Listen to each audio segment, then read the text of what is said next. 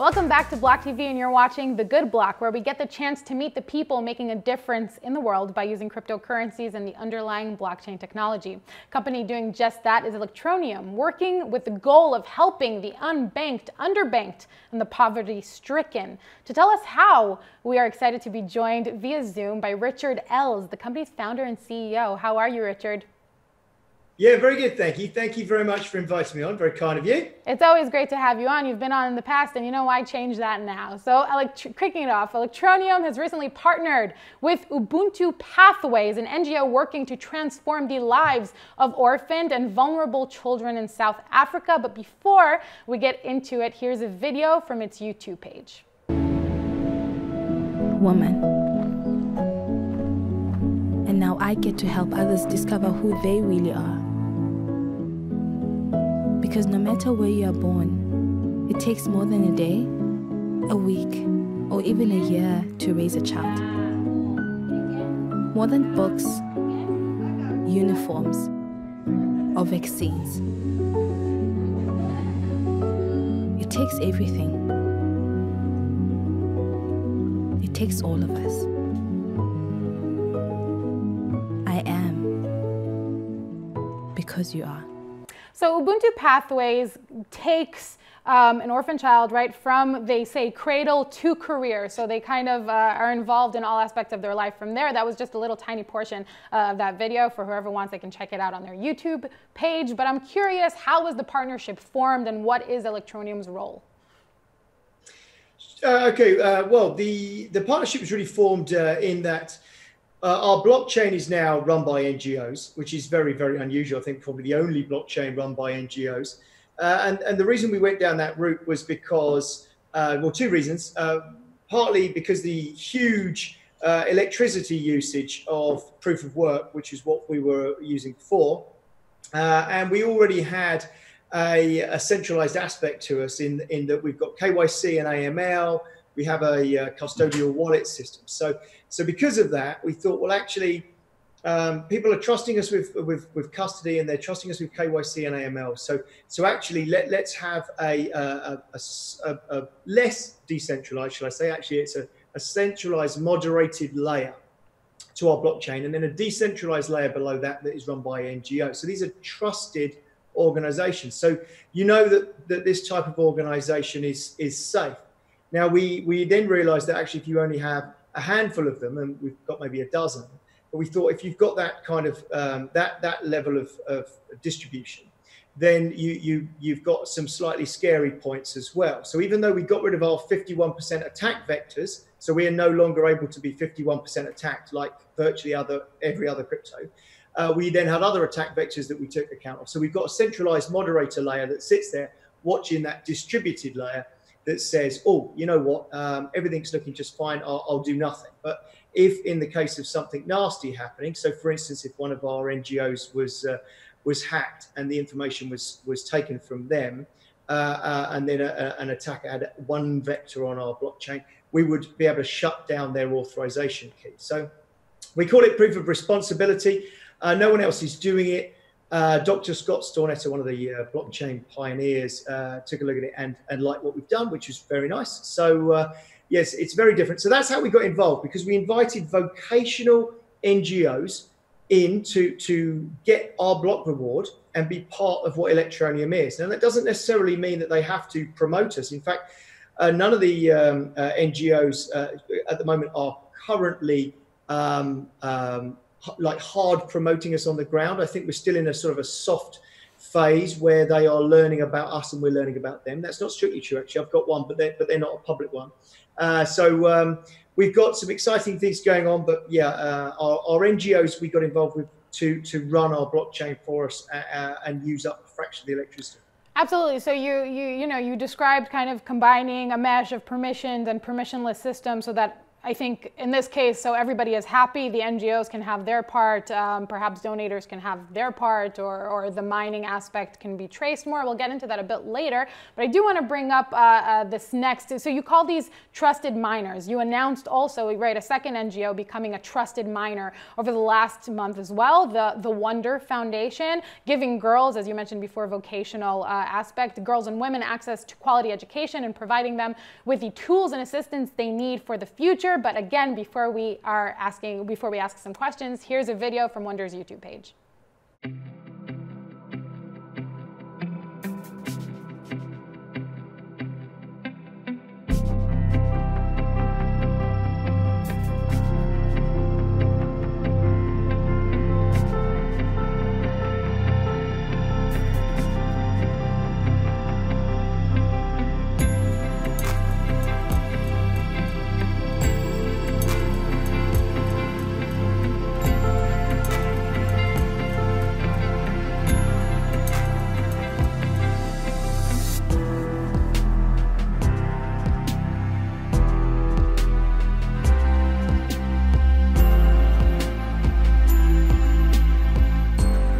The vision of Punlaan School is really to help underprivileged young women because we want to let them have a better future.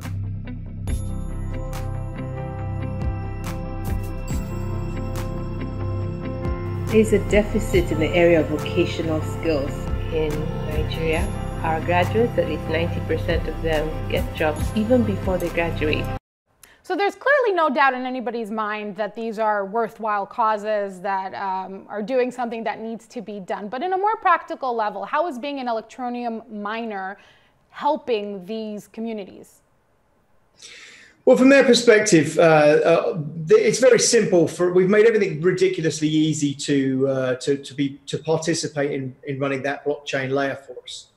So they've got an executable that can run on one of their existing Ubuntu servers if they have one. Otherwise, it's very easy to spec one up and run one in the cloud at AWS or Microsoft Azure, etc. So it's very easy for them to get involved, and they get the block reward. So they end up with a reasonable chunk of ETN every month, which currently some of them are stacking, some of them are managing into different exchanges, and some of them are pushing that through to an OTC desk that we have recommended to them, who manages that sort of cash out into fiat across multiple exchanges, so you don't get these sort of spikes.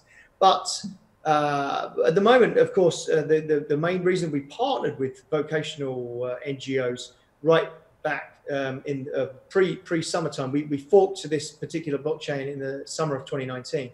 And when we were first envisaging this and coding it, we were reaching out to NGOs that were vocational because we had this vision of what we were going to be doing with this AnyTask platform that you may or may not have heard of, which is a freelance economy platform powered by ETN. And we've got, in fact, both those wonderful organizations that you've showcased there are both at our offices tomorrow and the day after.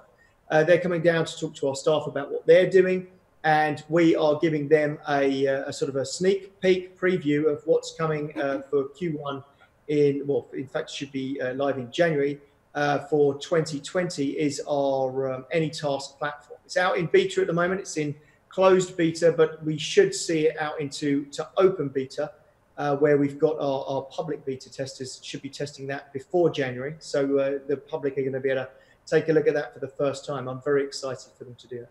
Right, so ETN, the native coin for Electroneum, and you were mentioning that you make it extremely easy for these NGOs to onboard. I'm wondering if you can practically explain to me what that onboarding process looks like. Yeah, I mean, it is really easy. We have a very simple agreement. It's a one-page agreement. The original one that our lawyers wrote looked like a lawyer's contract and was scary. And I just said, look, yeah, these guys, we're trying to educate people about blockchain and about cryptocurrency.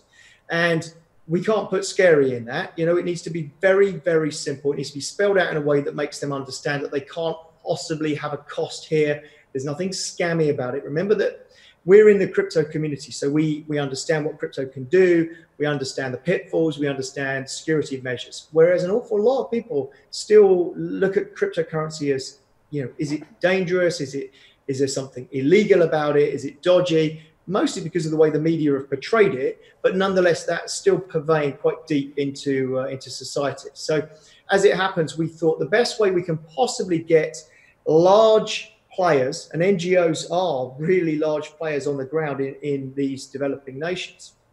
We thought the best way to get them involved is to allow them complete trust of us. And so we have, one of the first things we've done, which is really important, is we've said to all of our blockchain running companies is, you don't need to actually come out and tell the public. We're not demanding anything of you. So we haven't put their arm up their backs and said, you will do press releases, you will do this for block reward. We've said, no, you take the block reward and you use it on your wonderful project, and we want nothing in return. Now, you've seen a number. There are 3 at the moment, I think, that have come out publicly and said that they are working with us. There's at least one other that will be coming out fairly shortly, but I'm not too sure how many months that means. But they're talking to us about coming out publicly. The others are still in their learning phase. I think it takes a little while for people to have something that initially they couldn't understand how it could be money or have any value. But they've now been having this for many months, and it's been making a difference to their project. So I think, this is an education piece, and the more NGOs we get into our blockchain layer, the more people we are educating that actually blockchain has got some real massive advantages, and it opens their eyes to our project, opens their eyes to what we're doing on the ground in the same country, and of course the vocational nature of their efforts will hopefully give us some symbiotic relationship at some point in the future, where we can take some of those lovely ladies or gentlemen that are being educated and get them to be able to do some freelance work as well. Right. Doesn't mean we can. We're not trying to take any other opportunities away. This is an additional earning opportunity. Absolutely. So then, but I mean, on a very practical level, are you sending them something to download to become a node? Is somebody going in? Okay. Yeah, sure. Okay. So literally, we have a closed source miner now, and we've done that specifically because whilst you could work out, if you're a clever person, you can look at the way our open source code works. You can look at how the keys work, and you could quite easily say, oh, okay, I can make some educated guesses. But actually, you don't want to make this easy for people. So what we've done is we've closed sourced the miner, and we've created an authentication key. And what we do is we issue an executable piece of code and an authentication key. It needs to be run on an Ubuntu Linux box. And you literally just run the executable with the authentication key, and it gets on with it, paying it out to their KYC AML wallet. So it's very, very, very simple for people to get involved. But what it means is, because they have an authentication key, 2 things happens there.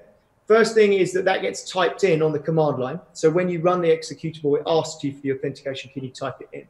So that then gets obfuscated in memory. So if somebody was to hack into that server, they wouldn't actually have access to one of the pieces of mining code. They might have the executable, but the executable is useless without an authentication key, which they have been asked to not keep on the same box. So they type that in separately. So by hacking into them, you wouldn't physically gain access to the authentication keys. There's a couple of other things we've done.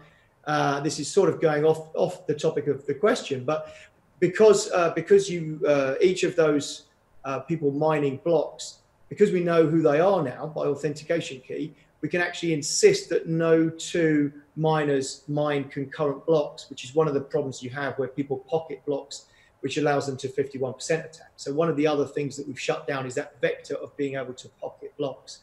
But if you manage to hack into 2 NGOs, and you manage to convince them by perhaps by doing some social engineering to part with their authentication codes, that would then suddenly mean you could mine alternate blocks, at which point our moderator layer would say, oh, that seems to be happening too fast, for instance, one of the things it looks for, and it would shut those authentication keys down automatically.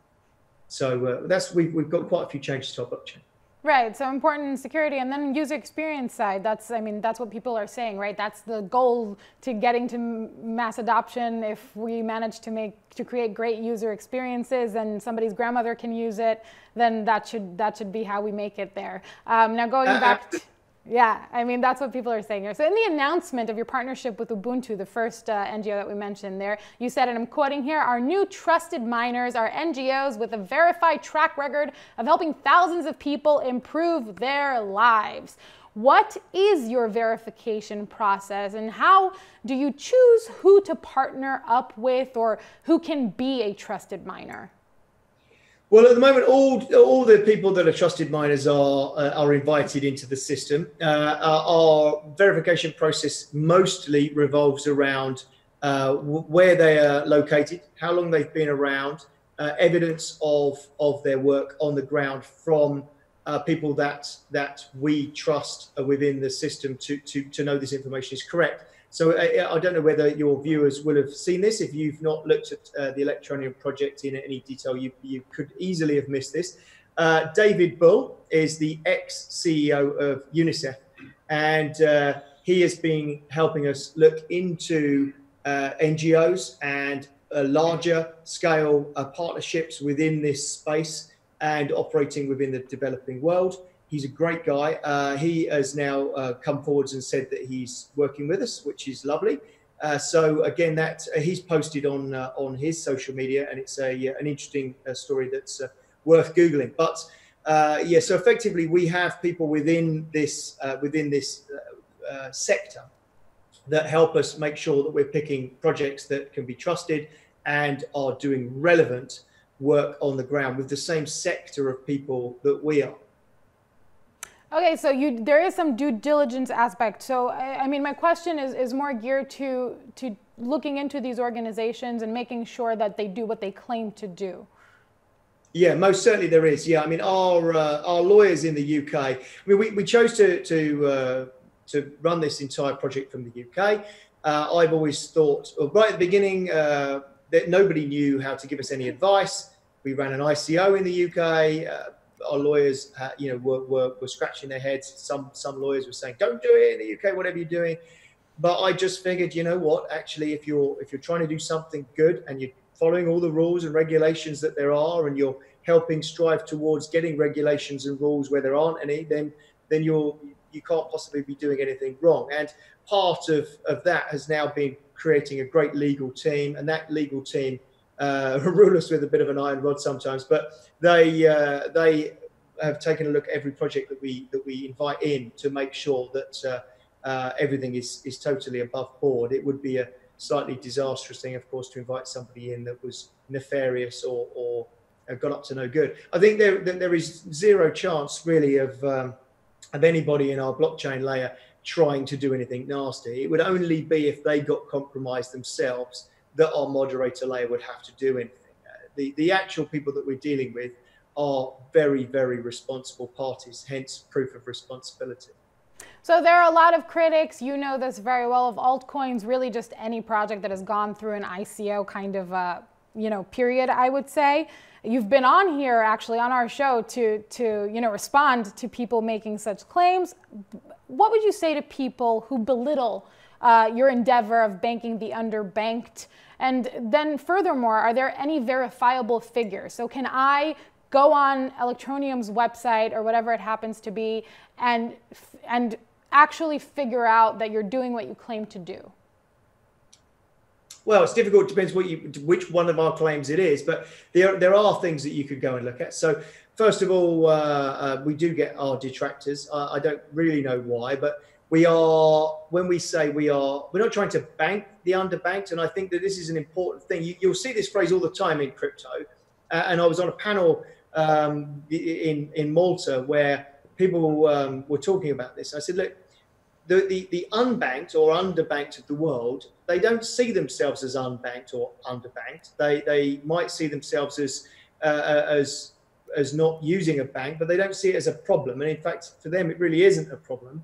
The reason they're not using the banks is banking is expensive in a lot of these countries. And just having access to a bank doesn't really gain you anything unless there is somebody sending you some money through the bank. So if you've got a remittance service that works perfectly well, for instance, mobile money, or you've got a remittance service that works perfectly well, such as crypto, you don't really need to use the bank account. So I suppose it's potentially replacing a bank, but I don't see it as banking them. Just I wanted to throw that point in. In terms of our ICO and our claims, I mean, you can see that our accounts have now been submitted. It took absolutely ages to submit our accounts to Companies House. HMRC in the UK have some sort of remit where they have to answer queries within X amount of time. And they couldn't answer our queries because nobody had ever done what we'd done. Companies House have a remit that they say, if you don't submit your accounts within X amount of time, we will strike your company off. And at one point we had a thing on our Companies House, we got loads of fun for it, compulsory strike order. And our lawyers spoke to Companies House and said, look, this is totally unfair. We are unable to provide our accounts because HMRC are unable to provide the query. So this bounced around between them for a while. And we were the first company in British history that didn't submit their accounts and didn't get struck off because they understood that these queries had never been made before. Well, anyway, that's all done and dusted. The accounts got submitted. And if you go and look at our public listed accounts, which is Electroneum Limited, you will see that there is a treasury at the time, and this was the 31st of December 2018. So if you go and have a look at that date, look at what crypto was worth at the time, look at what crypto is worth now, look at what our treasury figure was for that time, which I think was about 26 million GBP. You can do your own math and realize that actually that figure that we raised in the ICO was true, and we are using it for what we've said we're going to be using it for. We're not using it for anything else. So in terms of the finances, that I think now is all squared away. I don't think there's anybody questioning us. I don't think there's anybody who thinks that we're trying to run off with the money or all the things that we got accused of at the beginning. Then the next questions come around how many users we've got and whether we've got fake social media users and things. And once again, it's all just nonsense. It's frustrating to me. And Binance, we were in a Binance group where people were voting to have a free listing on Binance, and we were way ahead of everybody else. We asked our community to vote, and they all did vote. And then Binance kicked us off and said we don't want botters. What it actually means is that cryptocurrency projects are not used to having huge numbers of users. And we've been giving away small airdrops of ETN for quite a long time. Of course, we're going to have huge amounts of users. So I can tell you they're absolutely legit. I know we're in crypto, so people tell fibs, but I can assure you they're not. Do your own research. Go and look at our Twitter followers. You can see them all, right? If you've got the time, go and drill into them and have a look. They're real people. They're not bots. So it's frustrating to me when people do this sort of analysis where they said, oh, if you've got 125,000 followers in crypto, because that's so much more than everyone else, it must be fake. Well, you drill through and find the fake accounts. They're all having conversations with people. They're all doing things. They're not fakes. They're real people. So you'll see that number get larger and larger and larger as we move into this next stage where people are actually going to be able to earn the cryptocurrency rather than just being handed it. Remember, we're just giving airdrops really at the moment. We're giving this little bit of crypto to people to introduce them to the project. So I think those user numbers are going to go even more crazy, at which point people can come in and say maybe it's more fun. But remember one thing, when any task is live in the new year, you're actually also going to be able to go on there and ask one of these people to carry out a process for you. And we're not doing it in the office. This is other people will be out there doing this stuff, a little bit like Fiverr or Freelancer. So these numbers of users are real. Our ICO was real, and we've got a company full of an office full of people. All of it is verifiable loosely, but I haven't got a sort of a magic button I can press that shows you every single one of our users' email addresses or some other hideously GDPR uncompliant technique, I'm afraid. And then the second part of that was just, if I'm a Joe Schmo in Utah and I want to say, hey, Electroneum has nodes at these locations because they said so. Is there a way I can verify that through your platform? Once again, what happens is, of course, if you've got, if you have completely anonymous miners, I mean, we had hundreds of thousands of ASICs mining Electroneum, and that was verifiable through our hash rate. We had the highest hash rate of any crypto note based blockchain. So if you look at the likes of Monero, who were trying to be ASIC resistant, so you know, of course their hash rate is going to be lower, but they are the highest hashing crypto note protocol at the time, and our hash rate was incredibly, it was ridiculous, and the only way to get to that hashing power was by running ASICs, and we reverse engineered that and said, how many ASICs would you need to use to get to that hashing power? And actually it's probably something like 300,000. But remember that what we had is we had some scary points in that. So we had a couple of pools that had massive percentage. A couple of times, one of the pools went to 70% of our network. So all the ASICs were going through one or two pools. And that obviously gives you real scary centralization. So you see it in some of the other cryptocurrencies as well, that the pools, it doesn't matter how many miners you've got, if they're all going through one pool, the pool is the one that has all that hashing power. And it gives them the ability to pocket blocks and do anything else. Not suggesting that the pools would, but it's still a scary thing as a blockchain person to see. So that's why we moved across to NGOs and proof of responsibility. One, we were using tons of electricity, or our blockchain was, and we were talking to people that really were worried about climate change. They were worried about all sorts of things, and they didn't like the idea of cryptocurrencies full stop. And one of the things that they were talking about is the electrical use and the waste of electricity. So we overcame that. But at the same time, we wanted to educate these people about the benefits of blockchain without putting their arm up the back and forcing them to come forward. Now, I think you can now say, without a doubt, you can do your own due diligence of the NGOs that have come forwards. We haven't made those up. They're not our projects. You know, they're not fake projects. You go and look at them and do your own due diligence. Those 3 projects that have come forwards. Remember when we went live in the summertime, there were no projects that had come forward. So at that point, you could have had FUD, that we did have, saying there are no projects. But we said, no, there's a dozen of these people. And actually, the reality is 3 of them have come forwards. We know, like I say, another one's going to come forwards very soon.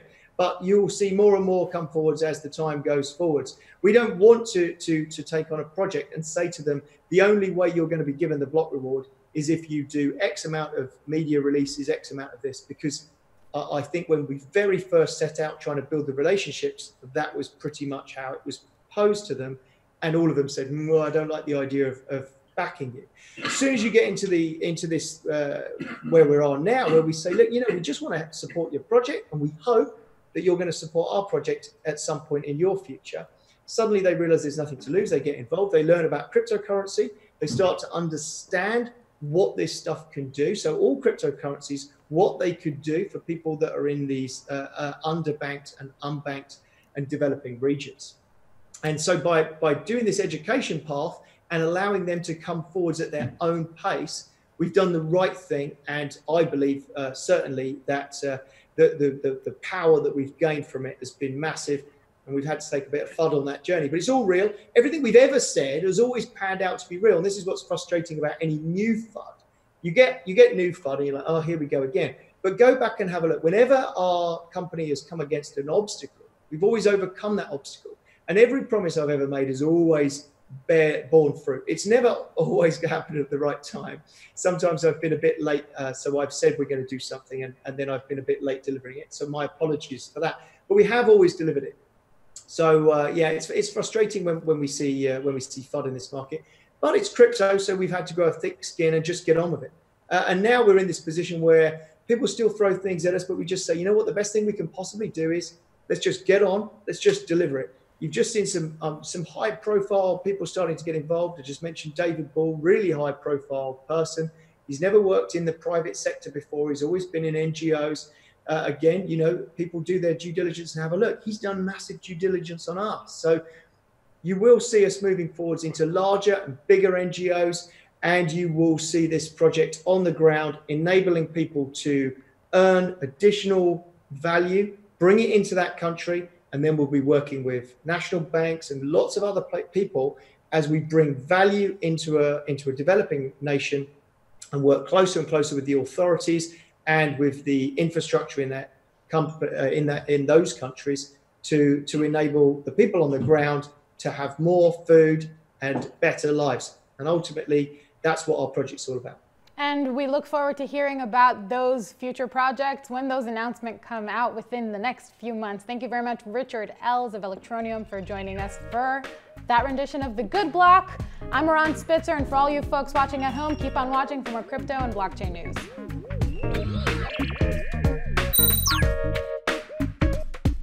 For more news and updates, follow us on Twitter.